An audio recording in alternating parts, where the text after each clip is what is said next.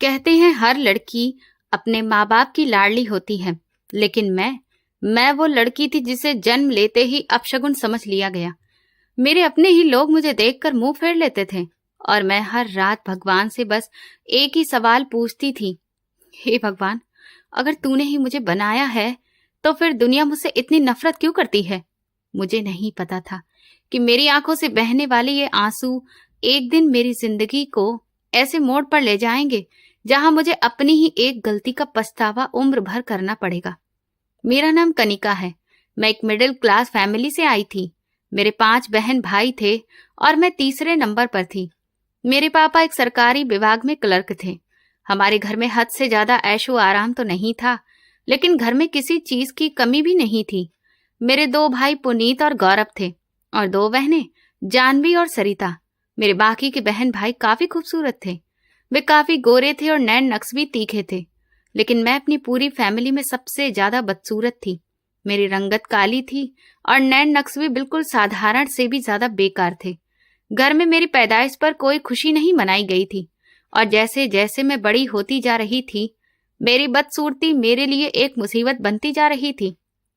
ये आखिर किस पर गई है? हमारे पूरे परिवार में ऐसा काला और ऐसे नैन नक्श वाला तो कोई पैदा ही नहीं हुआ।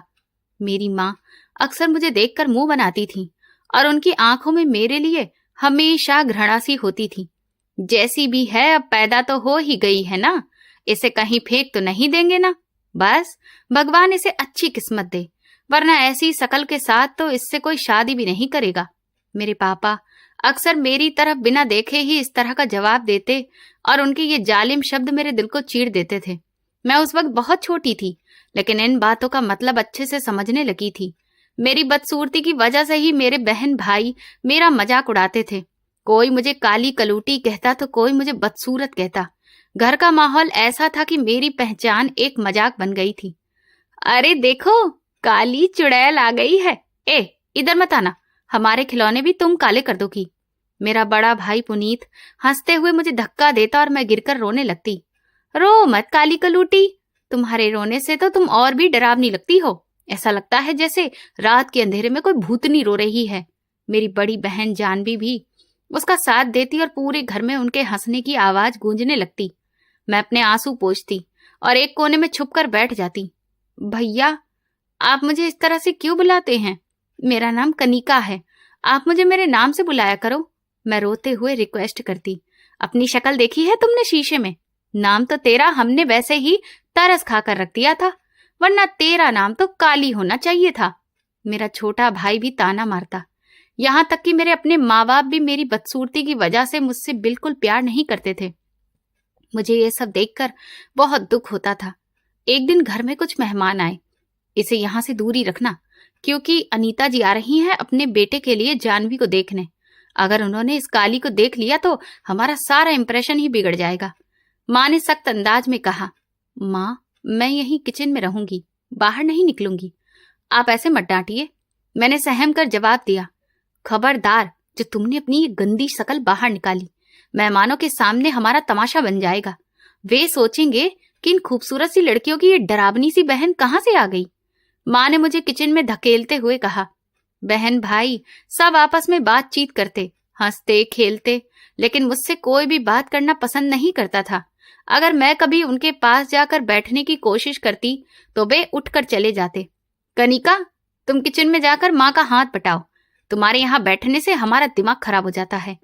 गौरव माथे पर शिकन डालते हुए कहता। पर मैं भी तो आपकी बहन हूं ना, मुझे भी तो थोड़ी सी बात कर लिया करो। मैं उम्मीद से उनकी तरफ देखती। हमें तुम्हारे जैसी बहन की कोई जरूरत नहीं है, यहाँ से जाओ, हमारा वक्त बर्बाद मत करो। जानवी मुंह बनाती और मैं चुपचाप वहां से उठ जाती। इसी तरह स्कूल और मोहल्ले की लड़कियां भी मुझसे बात करना पसंद नहीं करती थीं। स्कूल में मेरा कोई भी दोस्त नहीं था। मैडम, ये कनिका मेरे साथ नहीं बैठेगी, मुझे इससे बहुत डर लगता है, मेरी क्लास की सोनिया ने सबके सामने चिल्लाकर कहा। क्या हुआ सोनिया, क्यों शोर मचा रही हो? टीचर ने गुस्से से पूछा। मैडम, इसकी शक्ल तो देखिए, कितनी अजीब सी है और इसके पास बैठने से मुझे बहुत डर लगता है। मैं इस काली लड़की के साथ बिल्कुल भी नहीं बैठूंगी। सोनिया ने नफरत से मेरी तरफ इशारा किया। बाकी सब लड़कियां हंसने लगीं। मैंने नजर झुका ली और मेरे आंसू टपकने लगे। कनिका, तुम उठकर पीछे चली जाओ। बिना वजह क्लास का माहौल खराब मत करो। टीचर ने भी बिना कोई हमदर्दी दिखाए अपनी बात कह दी। मैं चुपचाप अपना बस्ता उठाकर आखिरी बेंच पर जाकर बैठ गई। मोहल्ले में भी जब लड़कियां शाम को खेलने के लिए आती तो मुझे डराकर भगा देती थीं। हम यहाँ पर चोर सिपाही खेल रहे हैं। कनिका, तुम चोर बनोगी क्योंकि तुम्हारी शक्ल तो चोरों जैसी है, डरावनी। मोहल्ले की एक लड़की पूजा ने मुझ पर ताना कसा। नहीं, मैं भी तुम लोगों के साथ ही खेलूंगी, मुझे भागना अच्छा लगता है। मैंने मासूमियत से कहा, तुम हमारे साथ मत खेला करो, लोग हमें भी तुम्हारी तरह काला और बदसूरत ही समझेंगे। तुम अपने घर चली जाओ। उन्होंने मुझे धक्का देकर बाहर निकाल दिया। मुझे महसूस होता था कि मेरी बदसूरती मेरे लिए सबसे बड़ी सजा बन गई है। मैं अक्सर शीशे के सामने खड़े होकर अपने चेहरे को देखती और रोती थी। हालांकि मुझे भी भगवान ने ही बनाया था, जैसे सबको बनाया है, लेकिन लोगों के व्यवहार ने मेरे दिल को बहुत दुखाया था। मैं सोचती थी कि क्या रंग रूप ही एक इंसान की पहचान होती है? फिर मैंने सोच लिया कि ये दुनिया सिर्फ खूबसूरत चेहरे को ही देखती है। सिर्फ एक भगवान ही है जो खूबसूरत दिल को देखता है। मैंने अपने आंसू पोंछे और फैसला कर लिया कि अब मैं इन दुनिया वालों से कोई भी उम्मीद नहीं रखूंगी। हे भगवान, क्या तुमने मुझे नहीं बनाया है? क्या मेरे अंदर दिल नहीं है, जज्बात नहीं है? फिर तुम्हारे बनाए हुए ये लोग मुझसे इतनी नफरत क्यों करते हैं? मैं भगवान के आगे बैठकर अपने दुख को बयां करती थी। उस रात मैं खूब रोई और मुझे महसूस हुआ कि जैसे कोई है जो मुझे सुन रहा है, जो मेरे इस काले रंग को नहीं बल्कि मेरी रोती हुई पवित्र आत्मा को देख रहा है। मैंने फिर अपना मन पूरी तरह से भगवान से ही लगा लिया। मैं सुबह सवेरे उठती, जब मैं भगवान का जाप करने बैठती तो मुझे अपनी पहचान बुरी नहीं लगती थी। मैं रामायण पढ़ती और गीता का भी पाठ करती। इस पूजा पाठ के दौरान मैं भगवान से बातें भी करती रहती। हे भगवान, तुम ही अब मेरा एकमात्र सहारा हो। मुझे इन दुनिया वालों से कोई मतलब नहीं है, मुझे बस अपनी पनाह में ले लो। हे भगवान, अगर तुमने ही मुझे ये चेहरा दिया है तो जरूर इसके पीछे कोई वजह होगी। मैं इन लोगों की जहरीली बातों से थक चुकी हूँ। मैं दुनिया वालों की झूठी बातों से परेशान हो चुकी हूँ। मुझे बस तुम्हारा साथ चाहिए। ये सब करके अब मेरे दिल को सुकून महसूस होता था। मुझे ऐसा लगता था कि मेरी बातें भी सुनने वाला कोई तो है, और वो कोई और नहीं बल्कि वही भगवान है जिसने मुझे बनाया है। अब मुझे फर्क नहीं पड़ता था कि कौन मुझसे बात करना चाहता है या कौन नहीं। मैं बदसूरत हूं या खूबसूरत हूं, मुझे अब इस बात से कोई मतलब नहीं था। वक्त तेजी से गुजरा और मेरे सारे बहन भाइयों की शादियां हो चुकी थी। जानवी और सरिता की शादी तय हो गई थी और घर में खूब रौनक फैली थी। माँ, मेरे भी तो मेहंदी लगा दो। मैं मेहंदी की रस्म वाले दिन अपनी इच्छा जताते हुए बोली। तुम्हारे इन काले हाथों पर भला मेहंदी का रंग कहाँ चढ़ेगा, और दिखेगा भी कैसे? जाओ, तुम जाकर बर्तन धो लो, मेहमानों के लिए बर्तन कम पड़ रहे हैं। माँ ने मुझे झिड़क कर जवाब दिया। जी ठीक है माँ, मैं अभी धो देती हूँ। मैंने सर झुकाया और चुपचाप किचन में चली गई। और सुनो, जब फोटो खींची जाए तो उनमें ज्यादा आगे आगे आकर खड़ी मत होना, क्योंकि लड़के वालों को हो सकता है बुरा लगे कि सब इतने अच्छे अच्छे लोगों के बीच में ये बदसूरत लड़की न जाने कहां से आ गई है। माँ की आवाज मेरे पीछे से आई। दोनों भाई अलग हो चुके थे, जबकि मैं अपने माँ बाप के साथ ही रहती थी, और दोनों बहनें शादी के बाद अपने घर जा रही थी। भाइयों के जाने का दिन भी मुझे याद है। पापा, हमें अपना हिस्सा अलग चाहिए, क्योंकि हमारी पत्नियों को इस घर में बिल्कुल भी अच्छा नहीं लगता, और ये कनिका भी इस घर में मनहूस बनकर बैठी रहती है। हमें यहाँ अच्छा नहीं लगता है। पुनीत ने अपना सामान बांधते हुए कहा। ठीक है, तुम्हारी मर्जी है, जैसा तुम्हें ठीक लगे, हम तुम्हें नहीं रोकेंगे, पापा ने बेबसी से कहा। लेकिन मेरे पक्ष में उन्होंने कोई भी शब्द नहीं कहा। तुम्हारा क्या होगा कनिका? सब लोग अपने अपने घरों के हो गए हैं, लेकिन तुम कब तक हमारे सीने पर मूंग दलोगी? मेरी माँ आज भी मुझे देखकर बहुत चिढ़ जाती थी। माँ, फिक्र क्यों करती हो? मुझे शादी नहीं करनी है। मैं आप लोगों की सेवा करूंगी और मुझे किसी से कोई भी उम्मीद भी नहीं है, मैंने बहुत ही शांत अंदाज में जवाब दिया, और मेरी आवाज में कोई दुख या पछतावा नहीं था। मैंने खुद को भगवान तक ही सीमित कर दिया था। भगवान की पूजा पाठ करती और अपनी सभी छोटी बड़ी शिकायतें बस उनसे ही कहती। अब तो जैसे न किसी से बात करने की इच्छा रही थी और ना ही शादी करने की कोई ख्वाहिश थी। बस इसी तरह से जिंदगी गुजर रही थी। मैं घर के सारे काम करती, माँ बाप की सेवा करती और बाकी समय बस भगवान की पूजा पाठ में खोई रहती।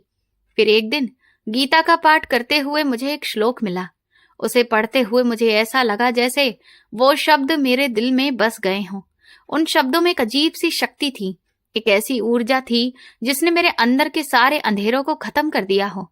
उसके बाद मैं जो भी प्रार्थना करती वो भगवान मान लेते, लेकिन मैंने आज तक कभी भी ये प्रार्थना नहीं की थी कि दुनिया के सभी लोग मुझसे बातें करें या मुझे अच्छा समझें।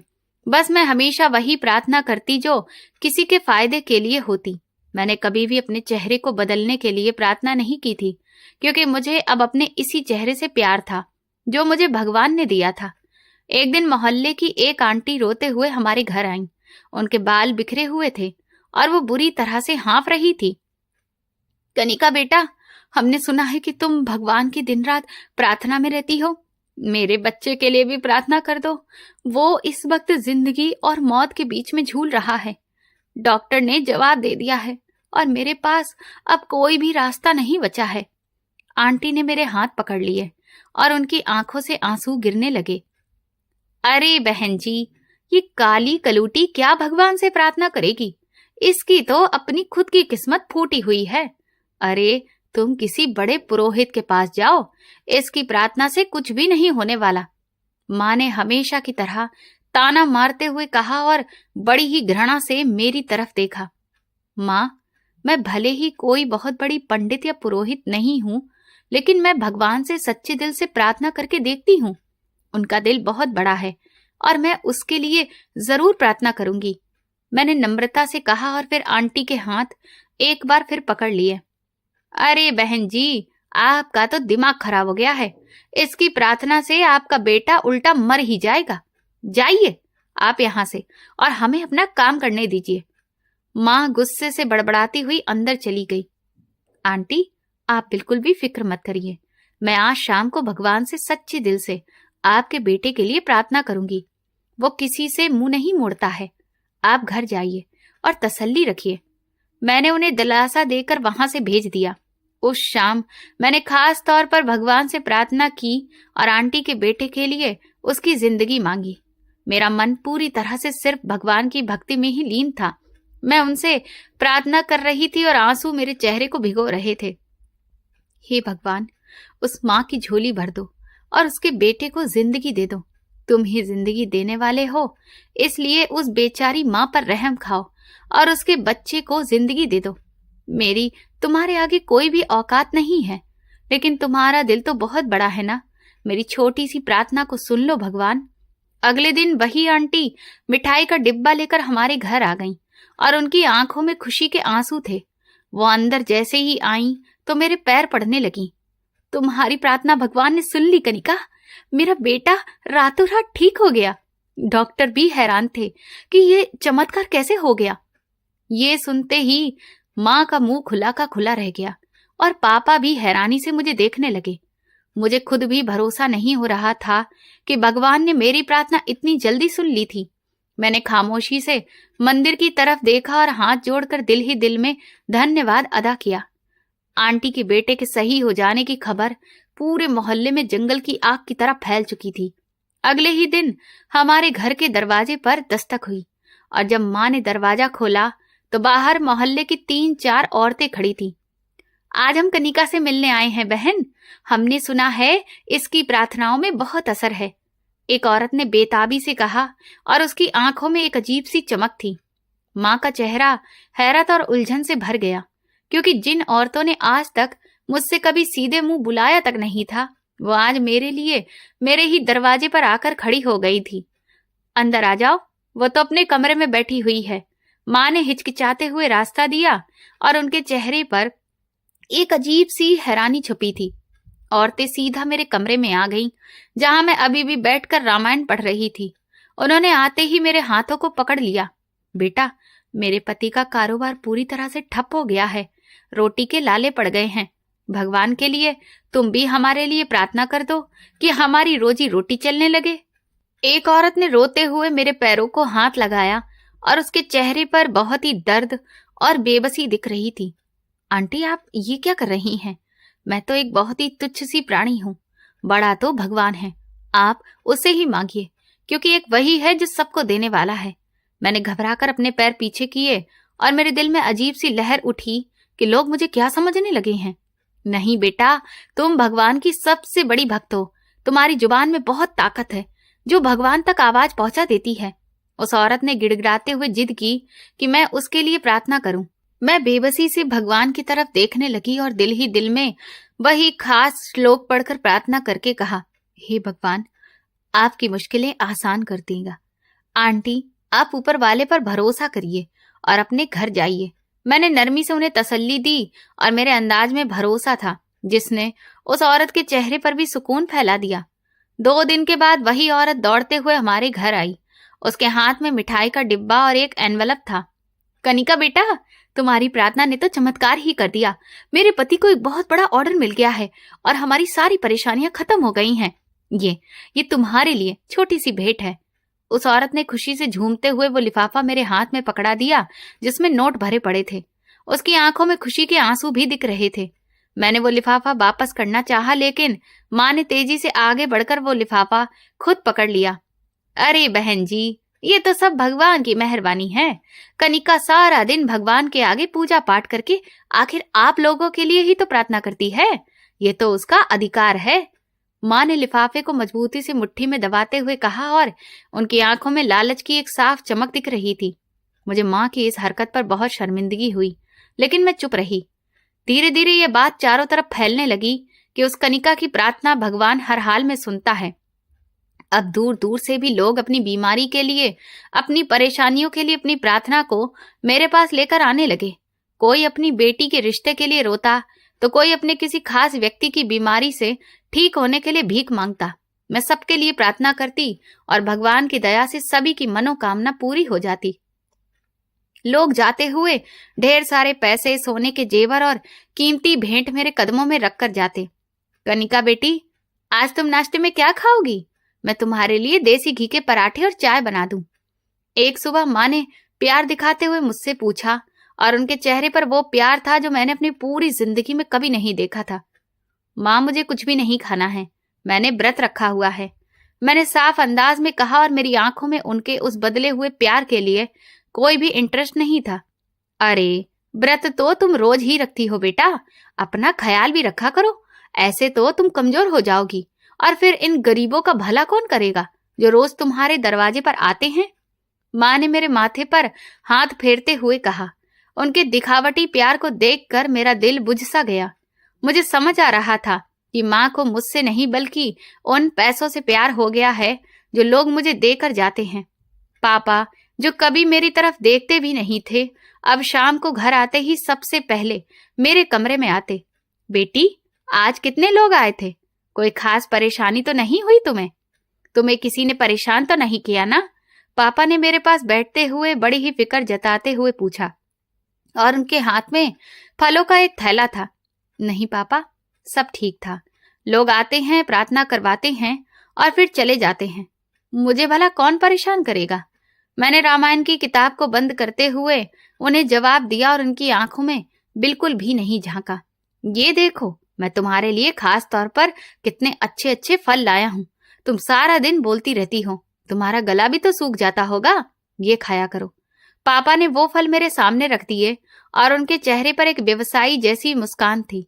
मुझे पैसों का कोई लालच नहीं था, ना ही मैंने कभी किसी से कुछ मांगा था, लेकिन जब लोग अपनी मर्जी से देकर जाते तो माँ और पापा तुरंत ही सब कुछ समेट लेते थे। कुछ महीनों में हमारे घर की हालत बदलने लगी थी। कच्चे और टूटे हुए फर्श की जगह अब कीमती मार्बल लग गया था। पुराने दरवाजे बदलकर अब नए खूबसूरत दरवाजे लग गए थे। पापा ने घर में एक से एक महंगा फर्नीचर भी लाकर रखा था। आज पुनीत और गौरव अपनी पत्नियों के साथ आ रहे थे। माँ ने उनके लिए मटर पनीर और पुलाव बनाने को कहा है। माँ ने खुशी से चहकते हुए ये बताया। उनकी आंखों में अपने बेटों के आने की चमक साफ थी। बहुत अच्छी बात है माँ, बहुत समय के बाद आ रहे हैं, आप उनकी खूब अच्छे से खातिरदारी करिए। मैंने बिना किसी भाव के कहा और दोबारा अपनी पूजा पाठ में लग गई।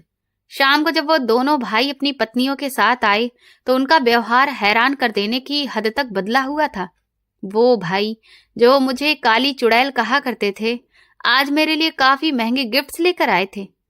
कैसी है मेरी प्यारी बहन, हम तो तुम्हें बहुत याद करते थे, बस काम में इतना व्यस्त थे कि वक्त ही नहीं मिलता था। पुनीत भैया ने बड़े ही प्यार से मेरे सिर पर हाथ रखा और उनके अंदाज में एक ऐसा रस घुला हुआ था जो साफ साफ झूठ लग रहा था। मैं ठीक हूं भैया, आप बताइए, आपकी हालत कैसी है और आपका कारोबार कैसा चल रहा है? मैंने उनकी आंखों में देखते हुए पूछा, जहां मुझे सिर्फ स्वार्थ दिखाई दे रहा था। अरे, कारोबार तो बस ठीक ही है, बस थोड़ा सा मंदा चल रहा है। तुम प्रार्थना कर दो तो भगवान मेहरबानी कर दे। तुम्हारी प्रार्थना में तो बहुत असर है। पुनीत भैया ने अपने असली मकसद को साफ बताया और उनके चेहरे पर एक अजबी हाव भाव आ गए।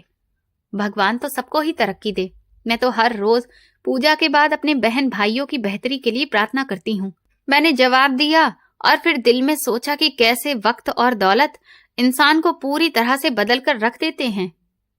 वो गौरव जो मुझे काली कलूटी कहा करता था, मेरे पास आकर बैठ गया। कनिका दीदी, आप तो हमारे घर की रौनक हैं। आपके बिना तो हमारा घर बिल्कुल सुनसान हो जाता है। आप हमारे घर भी तो एक बार चलिए।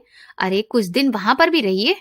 गौरव ने बड़े ही मिठास भरे अंदाज में कहा और उसकी पत्नी भी मुस्कुराते हुए सिर हिलाने लगी। नहीं, मुझे यहाँ पर ही अच्छा लगता है। मैं और कहीं नहीं जाना चाहती। तुम लोग बस यहाँ पर आते रहा करो, यही काफी है। मैंने सख्ती से मना कर दिया क्योंकि मुझे उनकी चिकनी चुपड़ी बातों से बहुत उलझन हो रही थी। अगले दिन मेरी दोनों बहनें जानवी और सरिता भी अपने पतियों के साथ आ गईं। जानवी की शादी संजय से हुई थी, जो कि एक हद से ज्यादा लालची और मक्कार किस्म का आदमी था। जानवी ने घर में आते ही मुझे गले से लगा लिया और रोने लगी। कनिका, मुझे माफ कर दो। मैं बचपन में तुम्हें बहुत परेशान करती थी, तुम्हारा बहुत मजाक भी उड़ाया है, लेकिन मुझे क्या पता था कि तुम भगवान की इतनी खास हो जाओगी। उसकी आंखों से आंसू बह रहे थे, लेकिन उन आंखों में पछतावे से ज्यादा मेरी वर्तमान स्थिति से जलन दिख रही थी। कोई बात नहीं दीदी, जो बीत गया है वो बीत गया है। आप मेरी बड़ी बहन हैं। मैंने कभी आपकी किसी बात का बुरा नहीं माना। मैंने उसे खुद से अलग करते हुए जवाब दिया और मेरी आवाज बिल्कुल शांत थी। तुम्हारे जीजा जी भी बाहर खड़े हुए हैं। वो अंदर आने से झिझक रहे हैं, कह रहे हैं कि कनिका से मेरी तरफ से माफी मांग लेना।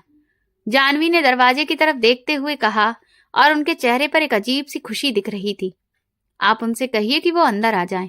मैंने अपने दुपट्टे को ठीक करते हुए कहा और अपनी नजर नीचे कर ली।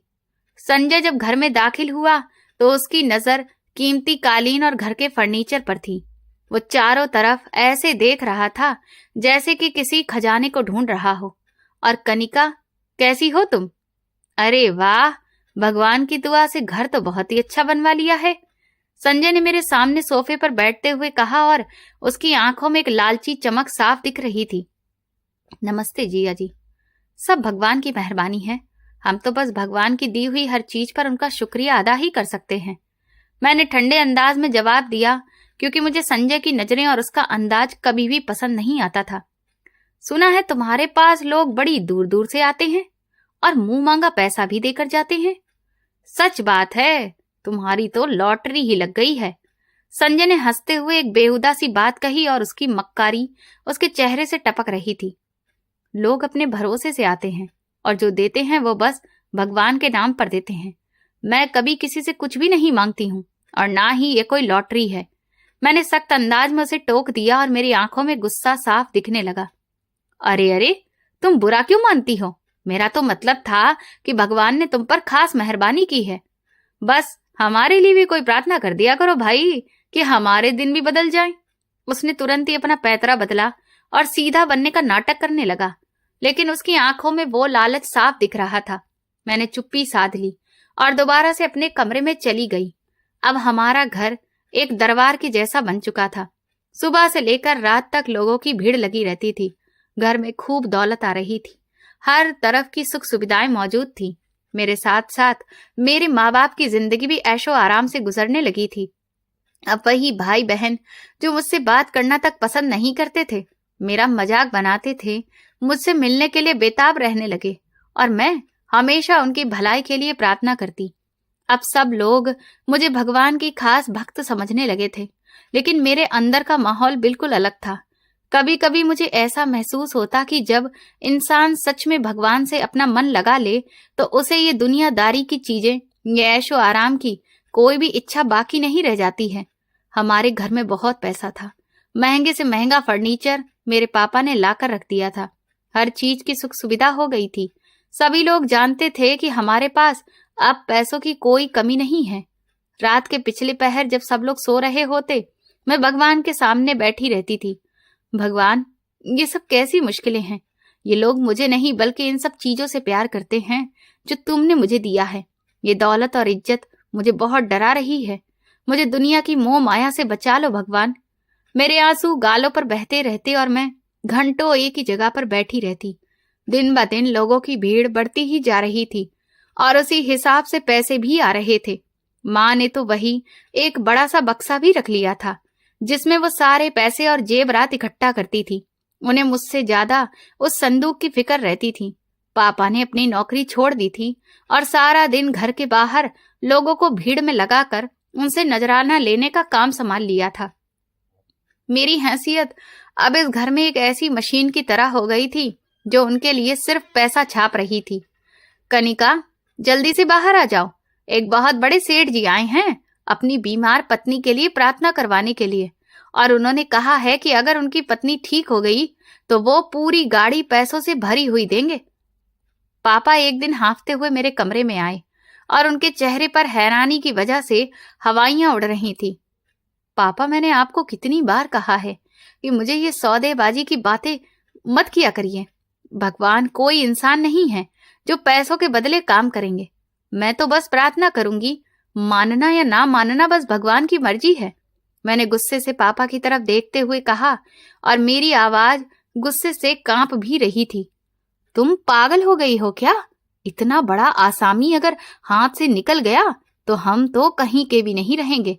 तुम बस जल्दी से प्रार्थना करो, बाकी सब कुछ तो हम ही संभाल लेंगे, पापा ने झुंझलाकर कहा और मुझे बाजू से पकड़कर बाहर की तरफ खींचकर ले जाने लगे। मुझे उस वक्त अपने ही पिता से नफरत सी होने लगी, जो पैसों के लालच में इतना अंधा हो चुका था कि उसे मेरी हालत का अंदाजा ही नहीं था। ये दौलत जो हमारे घर में एक तूफान की तरह आ रही थी, मुझे अंदर से डरा रही थी। मैं जानती थी कि जब भगवान बेहिसाब होकर देता है तो फिर उसका हिसाब भी लेता है, और मुझे डर लग रहा था कि कहीं मैं अगर उसके हिसाब में पूरी ना उतरी तो क्या होगा। पर मैं बेबस थी। लोग आते रहे, बक्सा भरता गया और मेरे घर वालों का लालच बढ़ता गया। मैंने खुद को सिर्फ प्रार्थनाओं तक ही सीमित कर लिया था और इस दुनिया की मोह माया से बिल्कुल काट लिया था।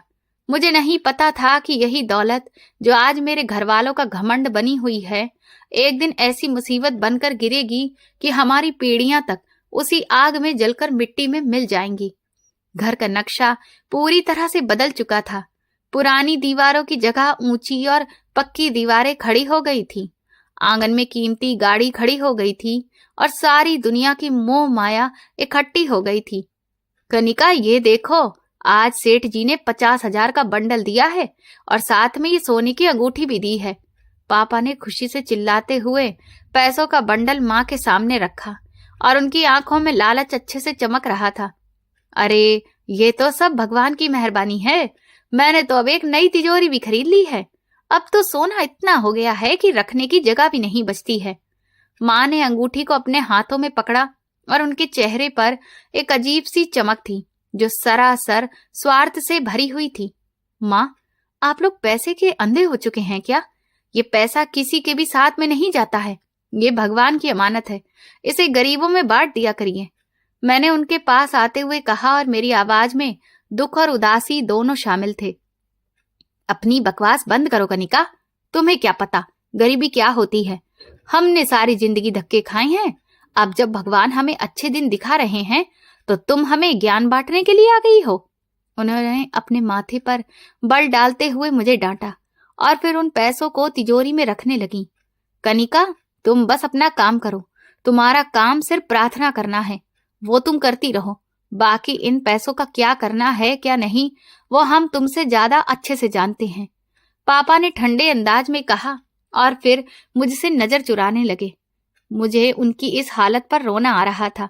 वो भूल चुके थे कि ये सब बस कुछ समय के लिए है, क्योंकि इस लालच की आग में मैं अपने परिवार को आने वाले समय में जलते हुए देख रही थी।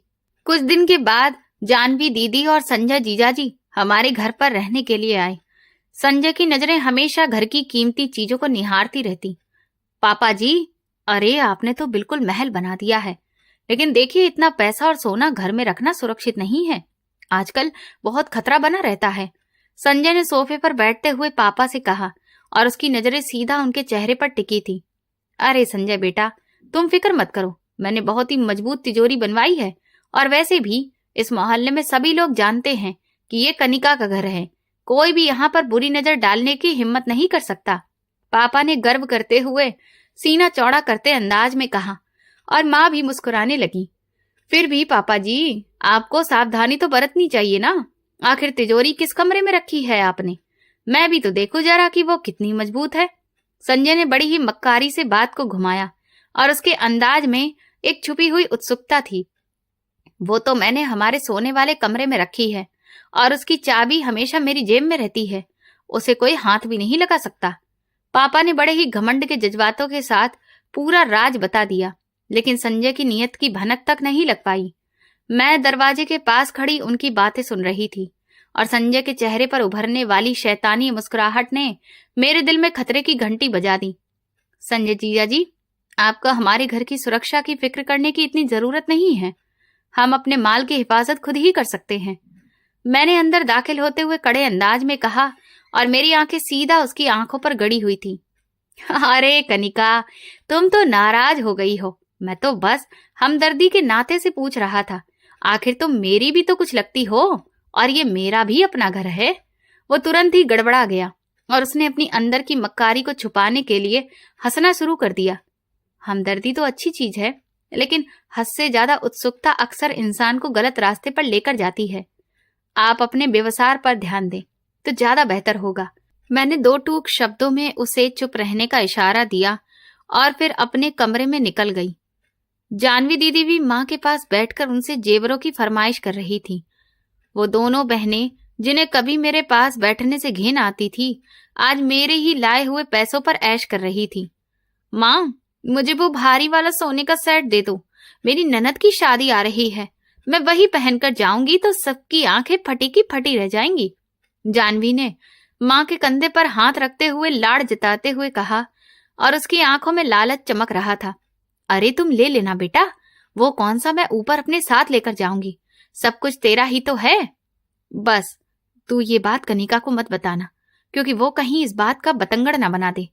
माँ ने मुस्कुराते हुए हामी भरी और फिर मेरी तरफ हल्की सी नागवार नजर डाली, जो मैं अभी उनके कमरे से ही निकल रही थी।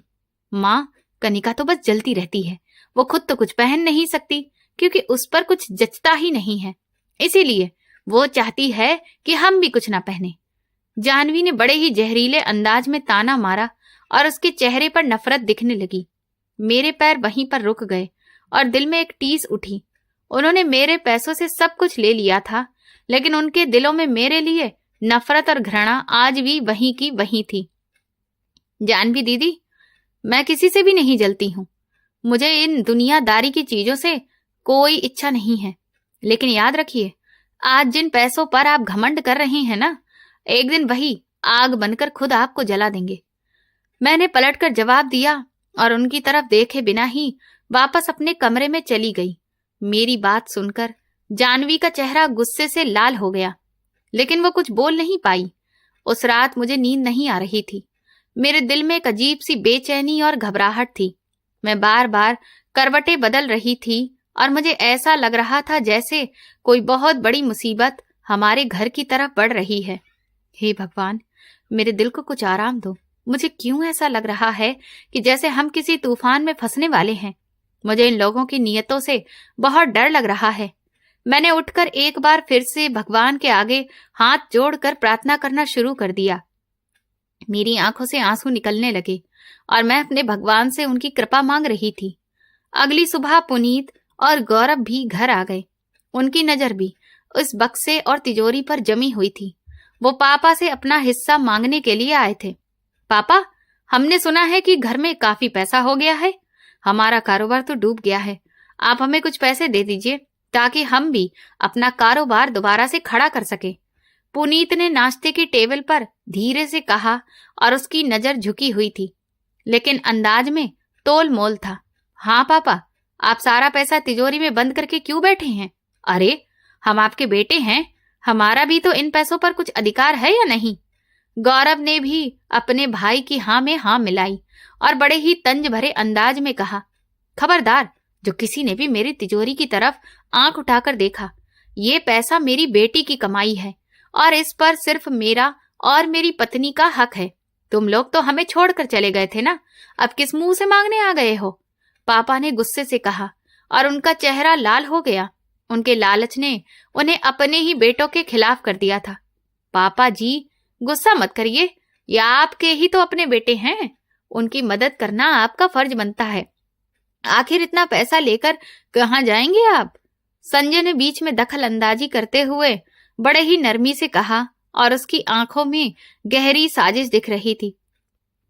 संजय, तुम बीच में मत बोलो, यह हमारे घर का निजी मामला है और तुम कौन होते हो मुझे मेरा फर्ज याद दिलाने वाले?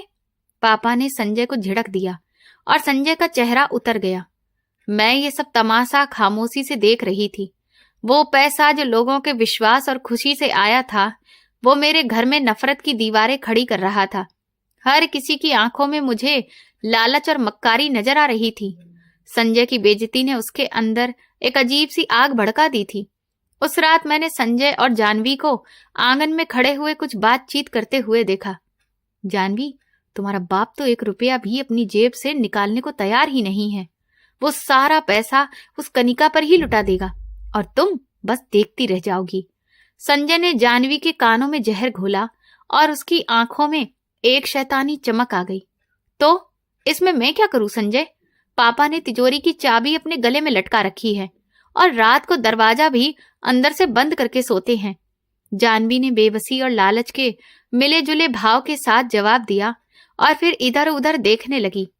अरे देखो, कुछ ना कुछ तो करना पड़ेगा ना जानवी। आखिर इस पैसे पर हमारा भी अधिकार है और हम इसे किसी भी तरह से बर्बाद होने नहीं दे सकते। मैं कल ही कोई हिसाब लगाने की कोशिश करता हूं।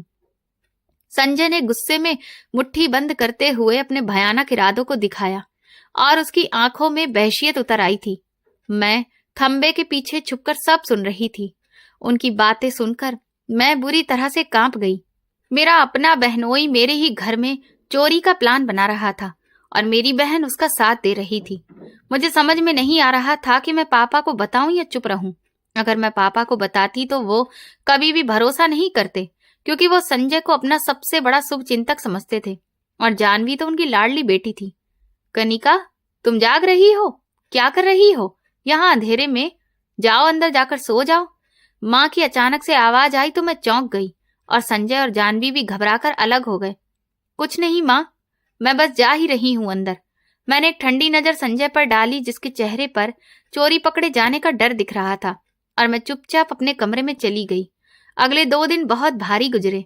संजय घर की छत पर चप्पे चप्पे का मुआयना करता रहा। वो अक्सर पापा से बातों बातों में घर के पिछले दरवाजे और बाकी खिड़कियों के बारे में पूछताछ करता रहता। पापा अपनी धुन में खोए हुए उसे सब कुछ बता देते।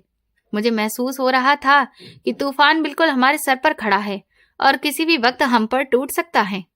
पापा, मेरी बात मानिए, ये पैसा बैंक में जमा करवा दीजिए। घर में इतना पैसा रखना किसी भी वक्त मौत को दावत दे सकता है। एक शाम मैंने हिम्मत करके पापा के सामने अपनी बात रखी और मेरी आवाज में गहरी प्रार्थना थी।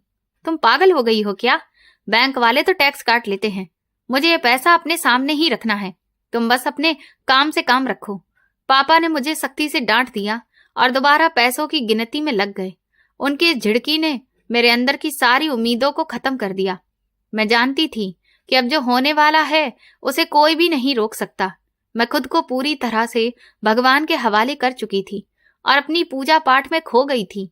मैं दुनिया वालों से रिश्ता तोड़ चुकी थी, लेकिन ये दुनिया वाले अपने लालच की वजह से मुझसे चिपके हुए थे। रात बहुत गहरी और काली थी और आसमान पर बादल छाए हुए थे। हवा में एक अजीब सा सूनापन था।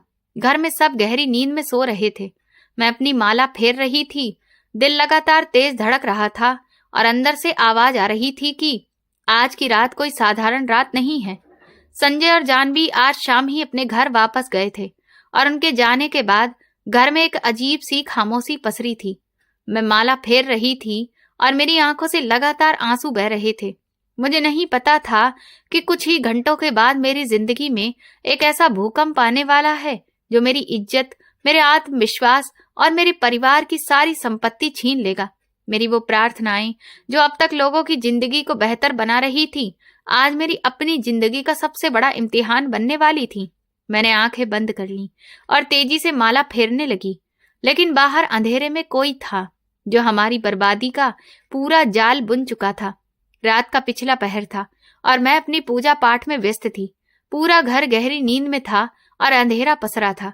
अचानक मेरे कमरे के दरवाजे पर हल्की सी दस्तक हुई। कौन है? कौन है इतनी रात को? दरवाजे पर कौन है?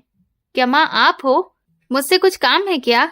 मैंने उठते हुए तेज आवाज में पूछा और मेरे अंदाज में एक अजीब सी उलझन थी। कोई जवाब नहीं आया तो मैंने सोचा कि शायद माँ की तबीयत खराब हो गई है और वो मुझे बुलाने आई हैं। मैंने बिना सोचे समझे दरवाजे की कुंडी खोल दी। दरवाजा खोलते ही दो नकाबपोश आदमी अंदर दाखिल हुए और उन्होंने मेरे मुंह पर सख्ती से हाथ रख दिया। खबरदार जो चिल्लाने की कोशिश की, वरना जान से हाथ धो बैठोगी। सीधी तरह से बताओ कि तुम्हारे पापा ने तिजोरी की चाबी कहाँ पर रखी है? एक चोर ने मेरी गर्दन पर चाकू रखते हुए गहरी आवाज में कहा और उसकी आंखों में मेरे लिए धमकी साफ दिख रही थी। मैं डर के मारे कांपने लगी और मेरी जुबान जैसे गूंगी हो गई। मैंने तिजोरी की चाबी माँ के पास देखी थी। वो उनकी तकिया के नीचे होती है। मुझे मत मारो, भगवान के लिए मुझे छोड़ दो। मैंने रोते हुए बड़ी मुश्किल से जवाब दिया और मेरे हाथ पैर ठंडे पड़ गए। तुम यहीं पर खड़ी रहो। अगर जरा सी भी होशियारी दिखाने की कोशिश की तो तुम्हारे माँ बाप को भी दुनिया से अलविदा कर देंगे। दूसरे चोर ने मुझे धक्का देते हुए कहा और फिर वो दोनों तेजी से मम्मी पापा के कमरे की तरफ चले गए। कुछ ही देर में मुझे बक्से के टूटने और चीजों के गिरने की आवाजें आने लगीं। मेरा दिल सीने से निकलने वाला था और मैं डर के मारे दीवार से चिपकी खड़ी थी। कुछ ही देर बाद वो दोनों भारी भरकम बैग उठाए वापस मेरे कमरे में आए। उनकी आंखों में लालच साफ दिख रहा था। सारा माल तो मिल गया है, लेकिन ये काली कलूटी हमें पहचान न ले। इसे तो सबक सिखाना ही पड़ेगा। एक चोर ने मक्कारी से हंसते हुए दूसरे की तरफ देखा और उसके अंदाज में दरिंदगी छुपी थी। जल्दी करो, हमारे पास ज्यादा वक्त नहीं है। अगर कोई और जाग गया तो लेने के देने पड़ जाएंगे। दूसरा चोर बेसब्री से बोला और उसने दरवाजे की तरफ कदम बढ़ा दिए। लेकिन वो मक्कार सिर्फ पैसा लेकर जाने का इरादा लेकर नहीं आए थे, क्योंकि उन्होंने मेरी इज्जत पर भी नजर डाली थी। इस दर्द से मुझे दो चार करने के बाद वो दोनों गायब हो गए और मेरी जिंदगी को ऐसे काले अंधेरे में झोंक दिया जहां हर रोज तिल तिल तड़पने के सिवा मेरे पास और कोई रास्ता नहीं था। मैं जमीन पर पड़ी तड़प रही थी और मेरी आत्मा तक जख्मी हो गई थी। मैं तो लुट गई, मैं बर्बाद हो गई। मेरा सारा सोना चला गया। क्या कोई मेरी मदद करने के लिए आएगा? हम पर तो बिजली ही गिर गई है। सुबह के समय माँ के चीखने चिल्लाने की आवाज ने पूरे घर को हिलाकर रख दिया था। क्या हो गया? सारा सामान कौन ले गया? मेरी तो सारी कमाई लूट ली गई है। मैं तो सड़क पर आ गई हूँ। पापा दहाड़े मार मार कर रो रहे थे और उनका चेहरा सदमे से पीला पड़ गया था। मैं रो रो कर बेहाल हो चुकी थी। जब उन्होंने घर का हाल देखा, वो मुझे हिला हिलाकर पूछते रहे, लेकिन मैं उस वक्त पूरी तरह से टूट चुकी थी। मैं सिर्फ रोती जा रही थी। मुझे इतनी शर्म महसूस हो रही थी कि मैं उन चोरों से आज तक का सबसे बड़ा दर्द झेल चुकी थी। तुम बोलती क्यों नहीं हो कनिका? क्या हुआ था रात को? तुम जाग रही थी ना? तुमने किसी को देखा क्यों नहीं? हमें बर्बाद करने वाले कौन थे? माँ ने मुझे बाजू से पकड़कर हिलाया और उनकी आंखों में सिर्फ अपने छीने जाने वाले पैसों का ही दुख था। मुझे कुछ भी नहीं पता माँ। वो दो लोग थे। उन्होंने चेहरे पर नकाब पहना था। उन्होंने मुझे मारने की धमकी भी दी थी। मैं बहुत घबराई हुई थी। मैंने रोते हुए जवाब दिया, तेरी इन प्रार्थनाओं का क्या फायदा हुआ कनिका, जब तू अपनी ही घर की सुरक्षा नहीं कर सकी? हमारा तो सब कुछ बर्बाद हो गया। अब हम क्या करेंगे? पापा ने अपने बाल नोचते हुए मुझ पर ताना मारा। और उनके अंदाज में मायूसी और गुस्सा था। मुझे उनके व्यवहार पर हैरत नहीं थी, क्योंकि वो हमेशा से सिर्फ पैसों के ही पुजारी थे। लेकिन उस वक्त मुझे अपनी इज्जत का दुख सबसे ज्यादा था। दिल चाहता था कि उन लोगों को बद्दुआ दूं, लेकिन मैं तो हमेशा लोगों के लिए दुआएं ही करती आई थी। आज पहली बार अपने अंदर की घुटन को खत्म करने के लिए मैंने वही श्लोक पढ़ते हुए उन लोगों को बद्दुआ दी कि तुम्हारा पूरा खानदान बर्बाद हो जाए, तुम लोग मौत मांगो लेकिन तुम्हें मौत ना आए। उस वक्त मैं ये भी भूल चुकी थी कि भगवान ने अगर मुझे कोई चीज अमानत के तौर पर दी है तो मैं उसका गलत इस्तेमाल ना करूं। मैं भगवान के बहुत करीब थी, लेकिन किसी को बद्दुआ देना तो भगवान को पसंद ही नहीं था। बड़ा बुरा करने वालों के साथ बुरा नहीं किया जाता, लेकिन आज मैंने उन चोरों को बद्दुआ दी थी, क्योंकि उन्होंने मेरी दुनिया उजाड़ दी थी। मेरा दिल एक अजीब सी उलझन में डूबा था। मैंने सारी जिंदगी सिर्फ लोगों के भले के लिए ही हाथ जोड़े थे, लेकिन आज मेरे अंदर की आग ने मेरे होठों से वो शब्द निकलवाए जो कभी नहीं निकले थे। फिर दोपहर होते होते मोहल्ले वालों की भीड़ लग गई। हर कोई अफसोस जताता रहा था और माँ बाप रो रो कर सबको अपनी लूटी हुई संपत्ति का हिसाब किताब दे रहे थे। देखिए बहन जी, आप हिम्मत रखिए, आपकी जान बच गई है, बहुत बड़ी बात है, दौलत तो और मिल जाएगी। मोहल्ले की एक औरत ने माँ को तसल्ली दी और उनके कंधे पर हाथ रखा। कैसे हिम्मत रखूं बहन, मेरा तो सोना और पैसा सब कुछ चला गया। मैं तो किसी को मुंह दिखाने के काबिल ही नहीं रही। माँ दुपट्टे से आंसू साफ करते हुए रोना पीटना जारी रखे हुए थी और मुझे एक बार भी गले से नहीं लगाया। अगली सुबह मुझे जो खबर मिली उसे सुनकर मेरे पैरों के तले से जमीन ही निकल गई। मेरी बहन के घर में आग लग गई थी और उसके बच्चे और वो खुद अंदर ही जलकर मर गए थे। यही वो पल था जब मैं अपने घर से बहन के घर गई तो उसका पति मेरे पैरों में गिर पड़ा और रो रो कर बोला, मुझे माफ कर दो कनिका, मैंने तुम्हारे साथ बहुत बुरा किया है। भगवान ने मुझसे मेरा सब कुछ छीन लिया है, मेरा घर बार, मेरा परिवार, मेरी वो दौलत जो मैंने तुम्हारे घर से लूटी थी, मेरे बीवी बच्चे, सब कुछ। मैं ये सुनते ही पत्थर बन गई, क्योंकि मेरे घर में चोरी करने वाला और मेरी इज्जत पर दाग लगाने वाला कोई और नहीं, मेरी बहन का पति था। संजय, ये तुम क्या कह रहे हो? ये सब कुछ तुमने किया था? वो सब और मेरी ये हालत की जिम्मेदार तुम हो? मैंने फटी हुई आंखों से उस दरिंदे को देखा जो मेरे पैरों में पड़ा हुआ रो रहा था। हाँ कनिका, मुझ पर दौलत का भूत सवार हो गया था। मैंने अपने दोस्त के साथ मिलकर ही ये प्लान बनाया था। मैं तुम्हारे पापा से बहुत जलने लगा था। मुझे माफ कर दो, मेरे लालच ने मुझे अंधा कर दिया था। मेरी पत्नी और बच्चे इस आग में जल गए जो खुद मैंने अपने हाथों से ही लगाई थी। संजय ने जमीन पर सिर पटकते हुए ये खुलासा किया। उसकी आंखें दर्द से भरी हुई थी। तुम्हें उस दौलत का लालच था तो तुम मांग लेते, मैं तुम्हें पापा से कहलवा कर सब कुछ दिलवा देती, लेकिन तुमने मेरी इज्जत क्यों बर्बाद की? तुम तो मेरे बहनोई थे। मेरे अंदाज में नफरत दिख रही थी और आंसू सूख चुके थे। मैं पागल हो गया था कनिका, मुझे तुम्हारी पवित्रता से भी जलन होने लगी थी, जिसे लोग पूजते थे। मैं तुम्हें बेइज्जत करना चाहता था, लेकिन मैं खुद ही बेइज्जत हो गया। मेरा सब कुछ खत्म हो गया। वो जोर जोर से रो रहा था और मैं एक दर्द में डूबी थी। आज मुझे पहली बार पछतावा हो रहा था कि मेरे साथ मेरे बहनोई ने जो कुछ भी किया उसमें मेरी बहन और उसके बच्चों का तो कोई कसूर नहीं था। मेरी बद्दुआ की वजह से उसका पूरा परिवार बर्बाद हो गया जो बेकसूर थे। मैं पछतावे की आग में जलने लगी। बहनोई को तो सजा हो चुकी थी, सच में अब वो मौत मांग रहा था, लेकिन उसे मौत आ नहीं रही थी। लेकिन एक पछतावा जो मेरे अंदर था, उसके बाद मेरी कोई भी प्रार्थना भगवान ने नहीं सुनी। शायद भगवान ने जो मुझे शक्ति दी थी वो वापस ले ली थी, लेकिन एक पछतावा उम्र भर के लिए मेरे लिए रह गया था जो मैं आज तक भूल नहीं पाई। आज भी भगवान की पूजा करती हूँ, लेकिन अब कुछ भी पहले के जैसा नहीं है। इसका कारण यही है कि पछतावा मेरा नसीब ही बन चुका है। दोस्तों, हमारी आज की इस कहानी से हमें यही सीख मिलती है कि इंसान की असली खूबसूरती उसके रंग रूप में नहीं बल्कि उसके दिल और कर्मों में होती है। लेकिन जब दौलत और लालच रिश्तों के बीच में आ जाते हैं तो अपने ही लोग पराये बन जाते हैं और घर का सुख चैन खत्म हो जाता है। ये भी समझ आता है कि भगवान की दी हुई शक्ति या सम्मान का कभी भी गलत इस्तेमाल नहीं करना चाहिए, क्योंकि गुस्से या दर्द में दी गई बद्दुआ कभी कभी निर्दोष लोगों को भी नुकसान पहुंचा सकती है और उसका पछतावा जिंदगी भर साथ रहता है।